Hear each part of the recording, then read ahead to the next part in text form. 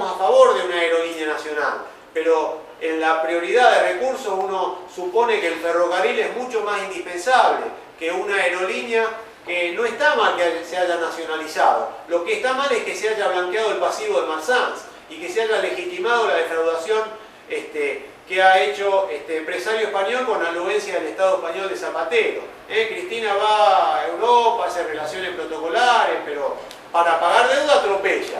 A la hora de reclamar derecho es bastante tibia, realmente, con respecto a los intereses nacionales.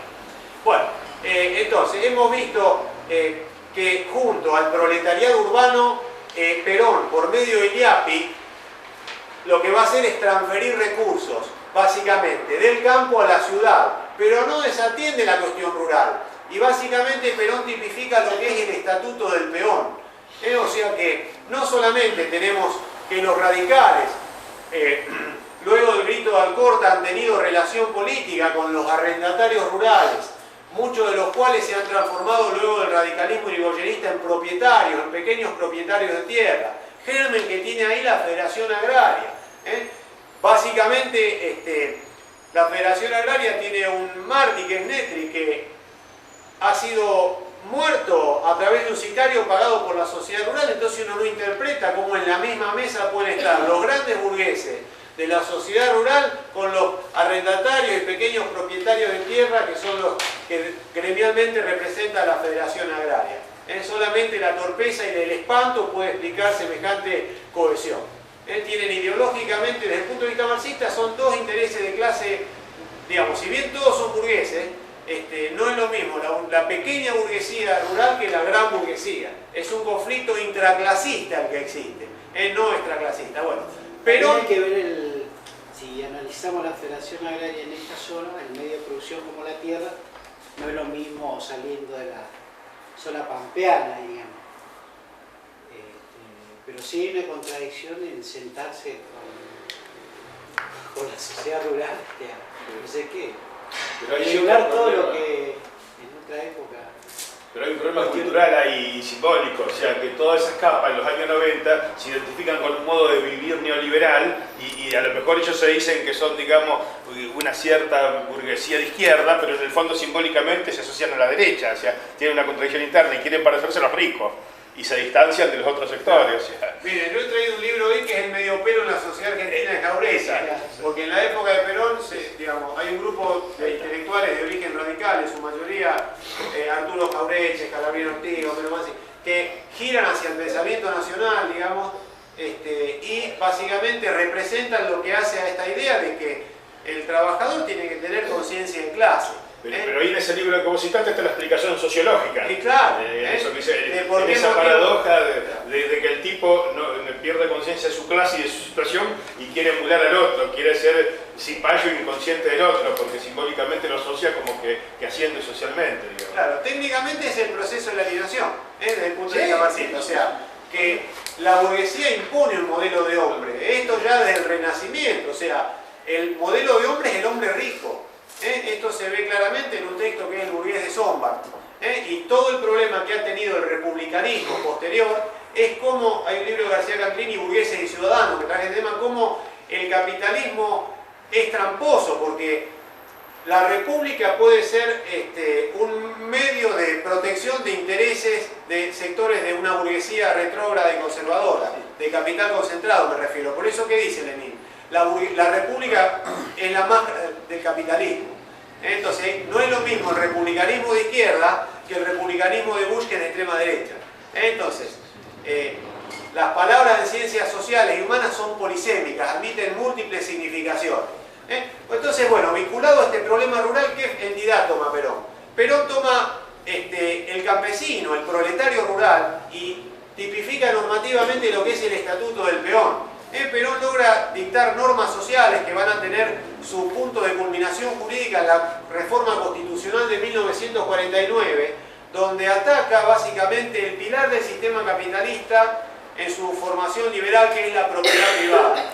Si nosotros vemos la Constitución del 94, que tiene anclaje en Urquiza, en la Constitución de 1853, establece que la propiedad privada es inviolable. Ahora, ¿qué ocurre? Que la República presupone que los sujetos son iguales. Ahora, los liberales saben que para ser iguales deberían ser ser todos propietarios. Entonces, lo que desnuda, digamos, el revisionismo es que básicamente aquellos que no son propietarios no son iguales. Por lo tanto, hay una contradicción lógica flagrante en lo que hace a la concentración que produce el sistema capitalista y la resistencia que intentan, digamos, llevar adelante los sectores sociales, identificándose muchas veces trillados, digamos, limados por esta identificación de los cuadros medios, profesionales, intelectuales, con los sectores dominantes, como mencionábamos antes, que ocurre con la Federación Agraria. Entonces, Perón va a insistir en un proceso que es la propiedad en función social, y tipifica los derechos sociales de los trabajadores, de los ancianos, de las mujeres que ingresan a la escena política en esta democracia de masas a través del voto femenino de Eva Perón en 1947. Eva Perón representa en ese germen, digamos, lo que es la izquierda peronista. Eva Perón llegó a tener milicias obreras organizadas en armas, para que tengamos noción. Por eso digo, cuando uno piensa en los aspectos comunes de las diferentes etapas del movimiento nacional, se observa con un respaldo masivo de los sectores populares, con un proceso de lucha y participación popular. O sea, no se sostienen los sistemas digamos, distributivos o sociales, porque ahora nos quieren hacer creer que por ganar un poquito más o menos dinero hay distribución económica. Eso es falso. O sea, Perón tenía bien claro que la distribución es la distribución de la propiedad de la tierra. Por eso ensayó lo que es básicamente la reforma agraria. Nosotros conocemos en Arequito paisanos que eran desmalezadores de soja a mano, que hoy tienen 300 hectáreas, producto de aquel proceso. Ahora, ¿qué trae esto también como consecuencia? Lo mismo que la Universidad Obrera. Básicamente, cuando un hijo de un obrero o un obrero logra graduarse, muchas veces termina traicionando sus intereses de clase, porque se sienten profesionales. Y esto ya se deriva de la interpretación positivista de la fábrica, porque la alienación desde el punto de vista científico consiste en considerar que un profesional liberal, por realizar trabajo intelectual, deja de ser un trabajador. Yo básicamente soy hijo de trabajadores. Me siento muy satisfecho, es una cosa orgullosa que nos lleva la cultura de los barrios, el trabajo. Ahora, ¿qué riesgo tiene esto? Tiene el riesgo que en un esquema burgués, básicamente, el proletario, a partir de esta conciencia del trabajo y la cultura del trabajo, entre como un engranaje engrasado a un esquema de opresión. Entonces no está mal trabajar, por eso el principio es la tierra para el que la trabaja, pero en el tema rural. Pero la cuestión es básicamente que el obrero tenga plena conciencia de sus derechos para lograr trasladar a un esquema político que represente sus intereses de clase. Porque si no terminamos viendo las barbaridades que vemos hoy, que básicamente sectores populares terminan votando al PRO. Y esto, digamos, implica también una mea culpa de los sectores progresistas, en el sentido de que evidentemente no están planeando una narrativa o llevando, digamos, lo que es la lógica social y el trabajo a los sectores populares, muchas veces también porque, producto de la concentración de capital en los medios de comunicación, no existe de un modo igualitario y masivo acceso a la difusión de las ideas. Bueno, esta ha sido un poco la charla de hoy. Creo que el movimiento en esta etapa, Pino Solanas, que representa un poco esta tentativa de una quinta etapa, cuarta si emitimos a Rosa, lo ponemos entre paréntesis, del movimiento nacional, se centra básicamente en cuestiones sencillas que tienen que ver con la defensa de los recursos naturales, la intervención del Estado sobre la economía como un medio de poder sacar a millones de argentinos de la pobreza. Si uno no dispone de sus medios de los medios naturales, es imposible técnicamente, y eso implica recuperar el gas, el petróleo, ¿no es cierto? Limitar también la extranjerización de la tierra, que ha sido un problema que se ha dado en la década del 90 y que el kirchnerismo todavía hoy acrecienta. Por eso Pino dice con mucha lucidez: el kirchnerismo es menemismo con derechos humanos. ¿En qué sentido? En el sentido de que no se ha tocado la renta financiera, se ha tocado la renta agraria con el conflicto que conocemos de los 6 meses de lockout patronal, y sigue habiendo unos subsidios escandalosos que benefician a sectores urbanos del Gran Buenos Aires y Capital Federal. Con lo cual, estamos a favor de la estatización de un montón de digamos, servicios públicos. Pero hay que tener cuidado de no caer en la trampa kirchnerista tampoco, porque el ANSES no puede estar financiando a General Motors. Tenemos ferrocarril en manos privadas y tenemos un mecanismo de subsidio, no damos el 82% móvil, pero subsidiamos a General Motors. Es una cosa que es para trabajarla con un terapeuta. Por eso uno dice, a favor del ANSES y los recursos públicos en la caja, pero el dinero de los jubilados, muchachos, en un sistema de reparto a los jubilados.